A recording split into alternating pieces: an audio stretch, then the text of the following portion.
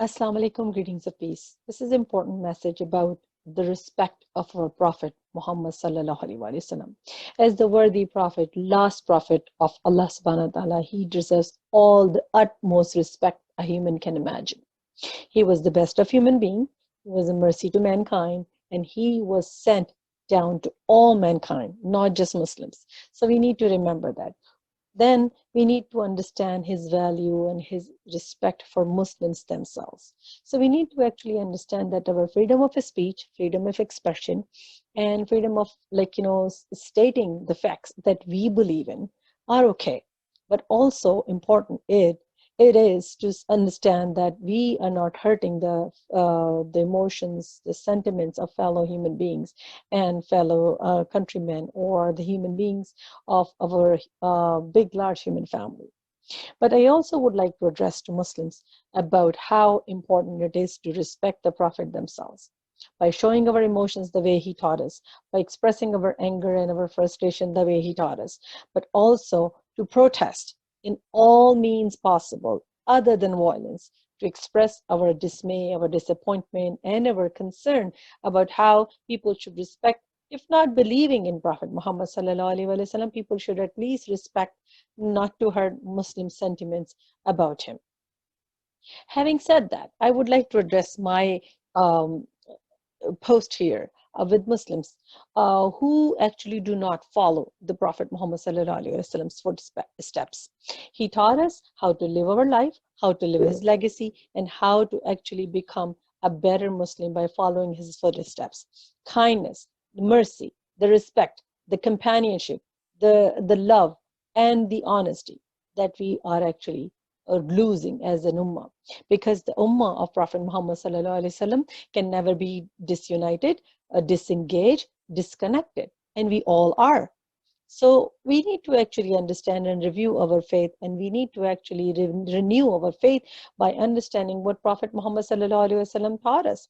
We actually disengage in conversations by people who we don't like. I have seen even shayukh talking against each other. I have seen imams disconnecting from each other.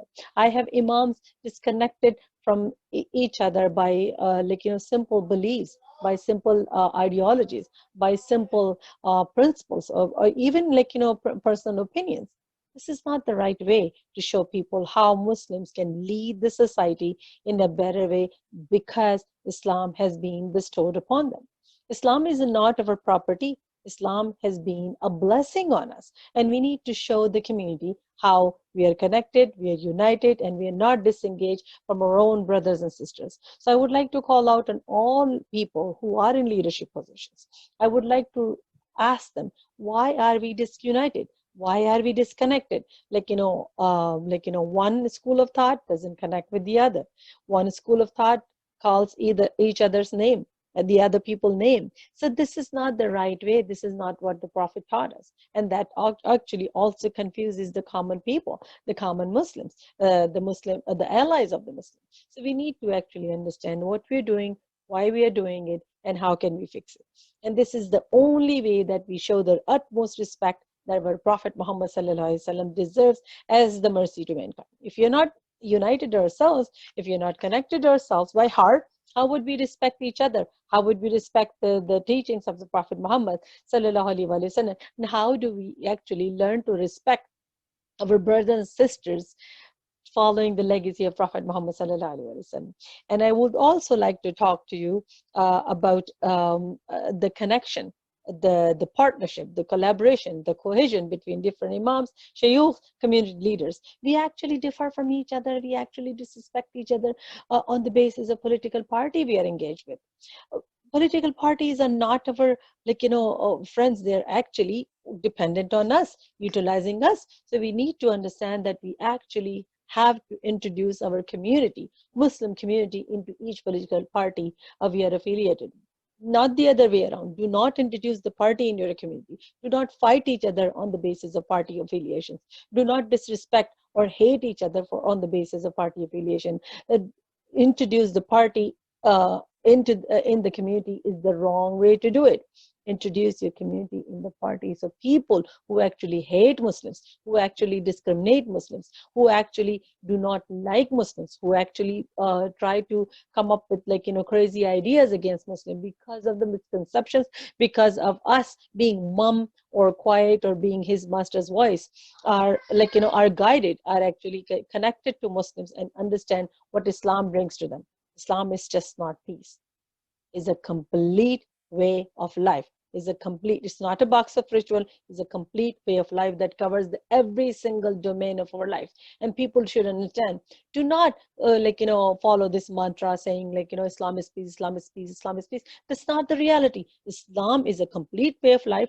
I mean, it's a way of life, it's a constitution of every Muslim life.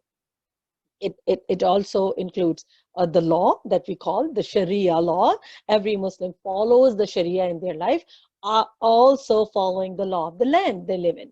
So we need to actually make it very clear that Islam is a way of life that also includes the law, the component of rights of kinship, the connection with our neighbors, the connection with the community, the obligation to the community and the society at large, like obligation of zakat, the charity, the donations, serving the poor, serving the needy, serving the seniors, serving the neighbors, serving the women in need, the youth at risk, and all that. So Islam covers all that. It's not just peace, peace, peace, peace. Islam covers every aspect of our life, and we do take the pride of following Islam in every aspect of our life. This hijab here is not a cloth in my face, on my head. It's the complete commitment, the complete protocol, the complete guideline that I'm following by Allah subhanahu wa ta'ala. So we need to make it very clear with simple little example instead of just calling Islam as peace and misguiding ourselves, deluding ourselves and misguiding others around us. We need to understand that we should be the carriers, the ambassadors of our deen. So not other people, not anyone can disrespect Islam, disrespect the Prophet Muhammad sallallahu alaihi wasallam by seeing us as the proud followers of Prophet Muhammad sallallahu alaihi wasallam. Listen to this message and spread it, inshallah. Keep writing to me. This message is dedicated to Brother Muhammad, who actually asked me to actually talk about it, not in Urdu, in English. Jazakallah khair. Assalamu alaikum wa rahmatullah.